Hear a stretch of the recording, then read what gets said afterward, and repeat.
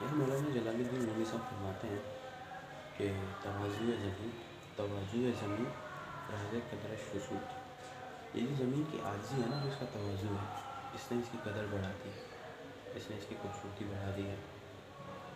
कदर कहाँ बढ़ा दी है कि कवारीज़ दरगाह सुल्तान नबूत, जो सुल्तान है, जो दरगाह सुल्तान है, कौन है दरगाह सुल्तान को? अल्लाह ताला के यहाँ ये आजिज़ी कभी भी रद्द नहीं की जाती। इस आजिज़ी ने इस ज़मीन की खूबसूरती को बढ़ा दिया।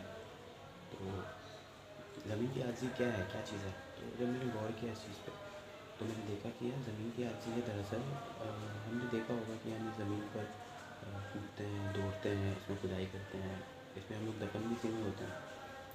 इस ज़मीन को हम चीरते हैं, ट्रैक्टर चलाते हैं, हल चलाते हैं, ट्रैक्टर चलाने के बाद इसमें बीज करते हैं, फसल उगती है, हम खाते हैं, परिंदे खाते हैं और जानदार खाते हैं, जानवर खाते हैं। लेकिन ये ज़मीन बदले में एवज में हमसे कुछ नहीं मिलती।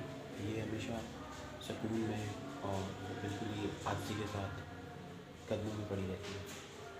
हर इंसान, हर जानदार के कदमों में पड़ी है कि मैं कुछ नहीं करती भाई, ठीक है, हम इसके साथ किस तरह सलूक करते हैं। ये हमसे बदले में कुछ नहीं मांगती, मतलब हम इससे इतना फ़ायदा उठाते हैं इस ज़मीन से। तो अल्लाह ताला ने इस आजिज़ी की वजह से ज़मीन की जो कदर कीमत है वो बड़ी बढ़ा दी है।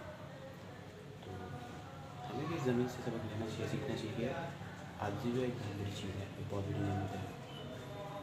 तकब्बुर और ये सारी चीज़ें इंसान को ना, मतलब आपने देखा होगा कि सिंधी में एक बहुत बड़े शायर हैं सिंधी ज़बान के, उनका नाम है मोहम्मद सिद्दीक़ मुसाफ़िर साहब। उनकी एक पोएम है न्याज़ आइन इबरत के नाम से, मैट्रिक क्लास में पढ़ाई जाती है सिंध बोर्ड में। तो बहुत ही, शायद किसी को याद हो, मैंने तो मैट्रिक में पढ़ी थी, तो बड़ी खूबसूरत सी पोएम लगी थी मुझे वो, तो मैं वो शेयर कर देता हूँ। उसमें वो कहते हैं कि जे तोखे मुसाफ़िर अर्जमंदी गुरजे, जे तोखे दुनिया में हक पसंदी गुरजे, जानो दिल सां वठी हल खाकसारी जी बाट, निवड़ी हल जे तोखे बुलंदी गुरजे। मतलब वो फरमाते हैं कि यार अगर ए मुसाफिर, वो अपने आप को मुखातिब करके कहते हैं, उनकी कुनियत, उनका लक़ब था उनका मुसाफिर। तो वो कहते हैं अगर मुसाफिर तुझे इस दुनिया में हक पसंदी चाहिए, अगर तुझे तू चाहता है कि दुनिया में तुझे बुलंदी चाहिए, तो तुझे जानो दिल से तुझे जो है इंकिसारी की राह पे चलना पड़ेगा। उसके बाद वो आखिरी जो उन्होंने लाइन कही, वो बड़ी खूबसूरत सी लाइन है कि आजिज़ी के साथ चलो अगर तुम्हें बुलंदी चाहिए तो।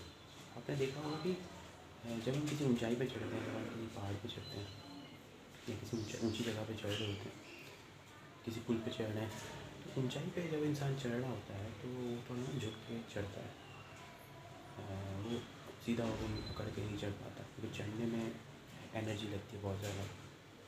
तो जब वो चढ़ रहा होता है तो ज़रा थोड़ा सा झुक जाता है, फिर वो चढ़ता है, ताकि वो हवा के प्रेशर की वजह से या जो है बिल्कुल मुँह हो जाएगा तो पीछे गिर जाएगा। तो वो झुक कर आराम से ऊपर ऊंचाई तक पहुंच जाता है। लेकिन जब वो उतर रहा होता है ना ऊंचाई से, तो उतरते वक्त उसे किसी चीज़ की मतलब झुकना नहीं पड़ता, वो बिल्कुल सीधा सीधा होता है। लेकिन जब हम बुलंदी की तरफ जाते हैं, जब कामयाबी की तरफ जाते हैं ना, तो हम झुके हुए होते हैं, हमारे अंदर आजिज़ी होती है। लेकिन हम कामयाबी की तरफ पहुँच जाते हैं, तो जब हम डिक्लाइन में आते हैं, जब हम मतलब ज़वाल की तरफ आते हैं, हमने एक चीज़ गौर की होगी कि हम अकड़ जाते हैं।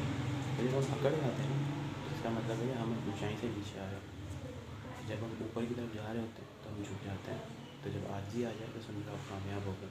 लेकिन जब हम अकड़ जाते हैं ना थोड़े से भी, और हम ऊंचाई की तरफ से नीचे आ रहे होते हैं ढलान की तरफ, तो इसका मतलब है कि हम ज़वाल की तरफ आ रहे हैं।